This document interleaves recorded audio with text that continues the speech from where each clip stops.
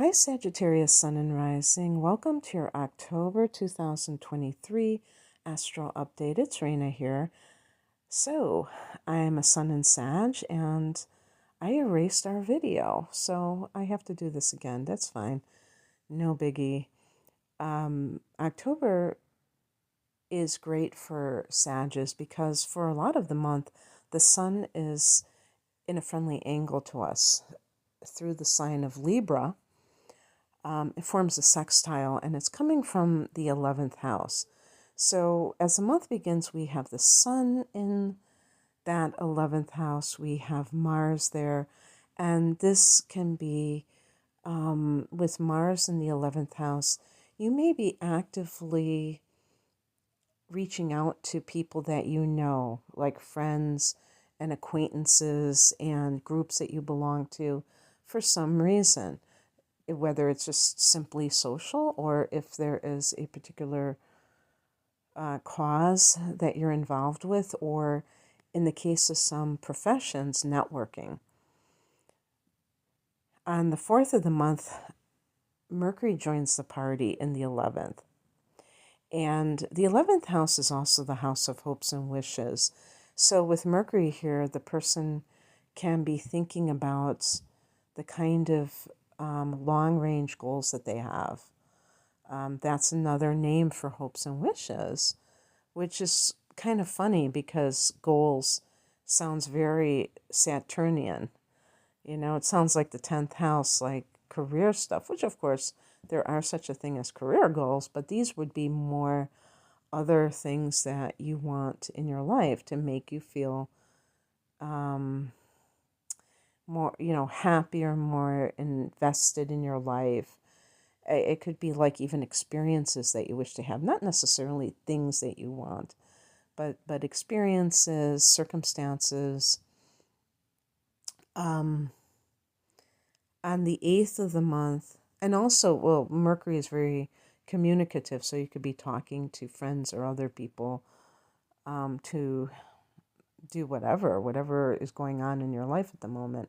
On the 8th, Venus goes into Virgo, and that is the 10th house of career. So Venus, this is very nice. Venus has spent so much time in the 9th house for Sag that it's finally getting into Virgo. A little bit delayed, but very welcome because the 10th house is the house of career. Venus can mean more money, so maybe a raise. By the way, the 11th house is also the house of gains. So that can be when Mercury goes into that 11th house, maybe it's kind of like tallying up all the profits that have been increasing for you, or thinking of ways to increase your profits. But Venus here a few days later is really bringing it. Also, Venus can be harmony with authority figures, and that can be very helpful when you're trying to accomplish something, that you have the green light or the support with people in positions of authority. On the 10th, Pluto turns direct, and this is in Capricorn, the second house of earned income. So I think that even though Pluto is a generational planet, when it transits through a house, we do sit up and take notice, and this can be something connected to your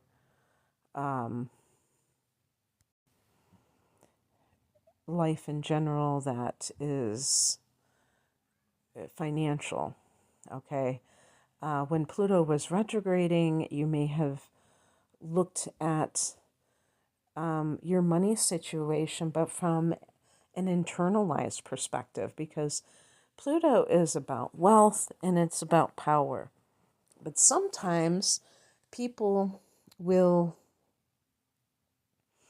confuse wealth with power. And this is one of the reasons why narcissists often, it's really funny about narcissists, they often seem to attract money. Bad actors that they are, they still attract money. And this they use to manipulate other people. So the problem isn't that narcissists have money and they are trying to manipulate people with money. The problem is that there are people who are willing to play along. And this is kind of what I'm talking about. Is money something that has a hold over you and will make you do whatever to get it? I think that a lot of Sagittarians tend to be more philosophical, and so that they would never do that, but there are different influences and different life experiences and different past life experiences.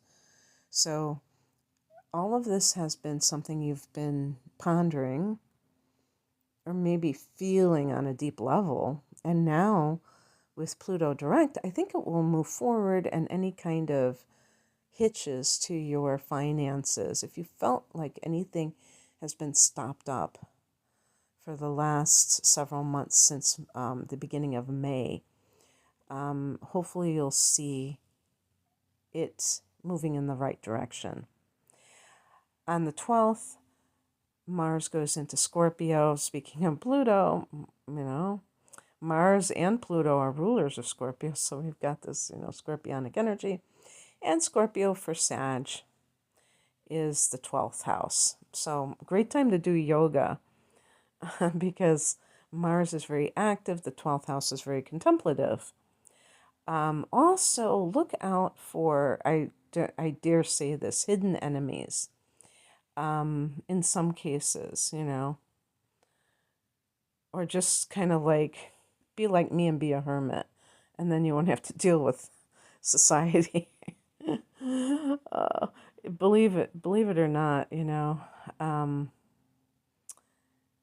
even if you stay away from people as a general rule, chances are you still have people in your past life. I mean, current life, but earlier version of your current life that still can be in your vibrational, you can have a energetic cord with or whatever. So you have to still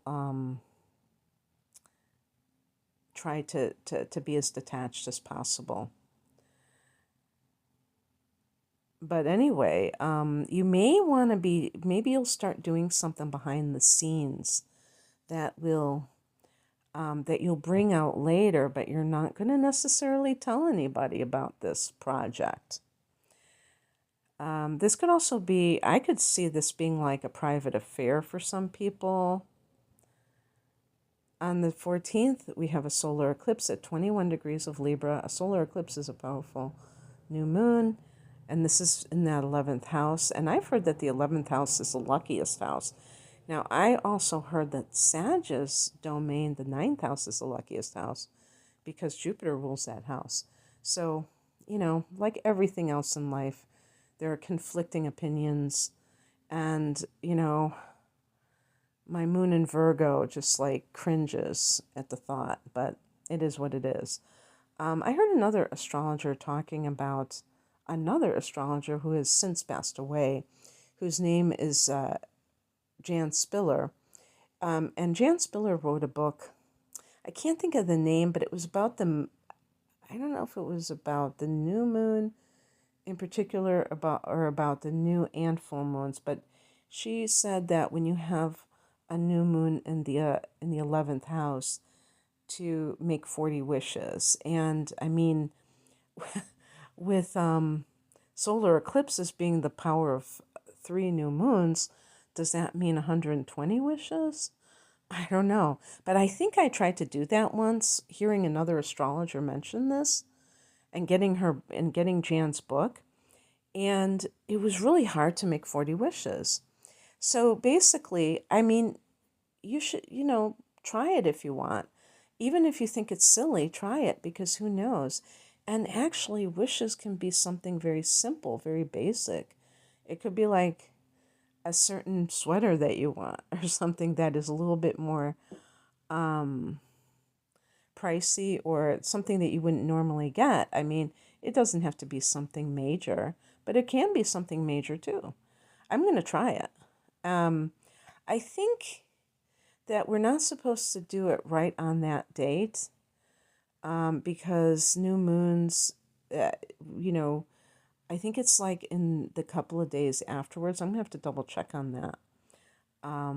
So anyway, um, the 11th house, because it is the house of hopes and wishes, can be a time of really planting a lot of seeds, having a lot of opportunities to make new connections with people.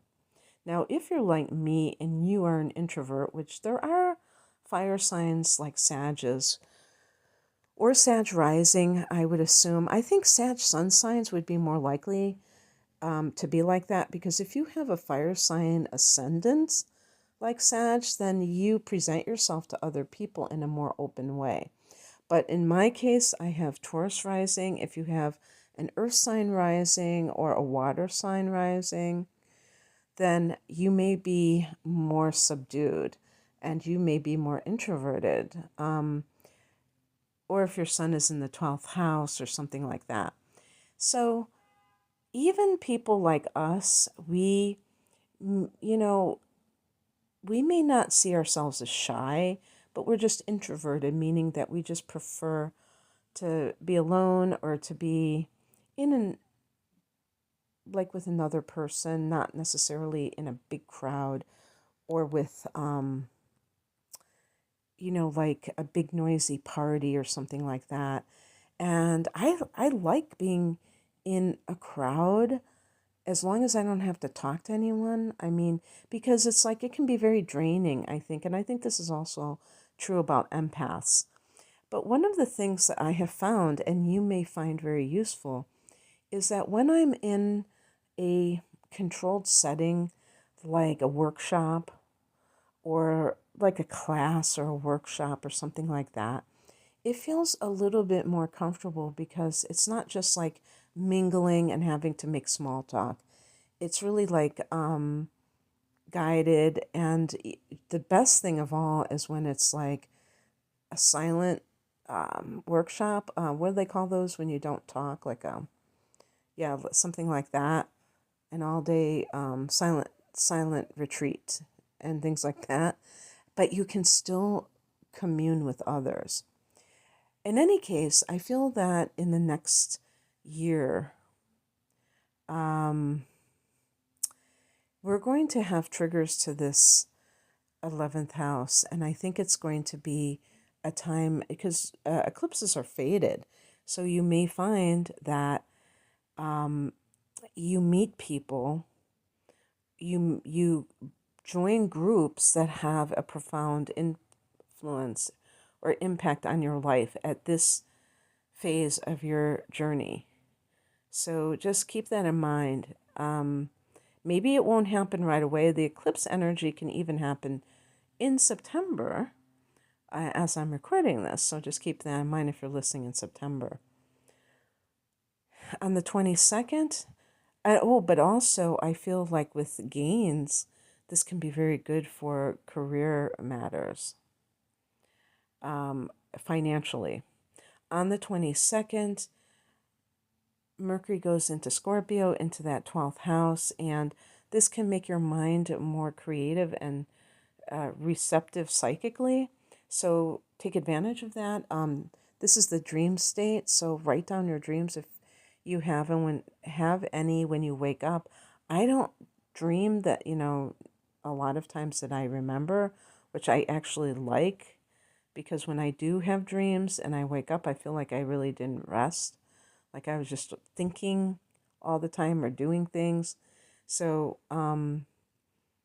some of us don't constantly remember dreams or anything like that, but if you do, it might have some meaning and information to give to you. Sometimes this is a really weird transit for me sometimes sometimes it happens when it isn't this transit, but I've been having recently where I like to go on the weekends sometimes, and I call it urban hiking. And I go into Chicago and I just like, I'll pick a hood and I just like walk through the hood and I go to a cafe and I just like, sometimes I walk through a bunch of hoods and where I bike through them. But I like to walk because then I'm really in the thick of things, you know? And it's like an adventure, but it's an urban adventure. And I've experienced so many times in the last year where I walk through down this street. I might have been in that neighborhood, but I never had been on that street, and yet it feels familiar. And I'm like, I feel like I just did this. And I'm wondering if it's in the astral that I was doing it, like I was kind of um, like in a parallel life or whatever. I don't know.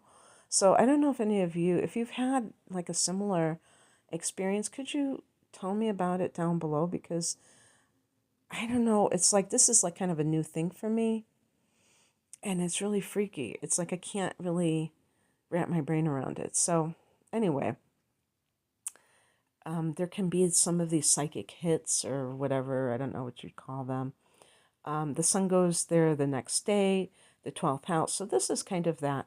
Um, what do they call that when you're hibernating? You know, hibernation period, the month before your solar return or when the sun crosses into your first house, and starts a whole new cycle, a solar cycle, especially with the new moon in that first house. And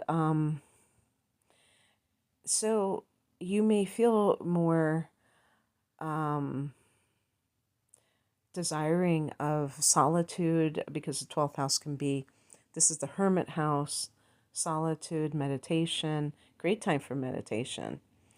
And contemplation, kind of like um, going inward. And also physically, you may feel drained, run down a little bit. So you might need extra sleep. There's a train going by. I have the windows closed, but I want to just finish this.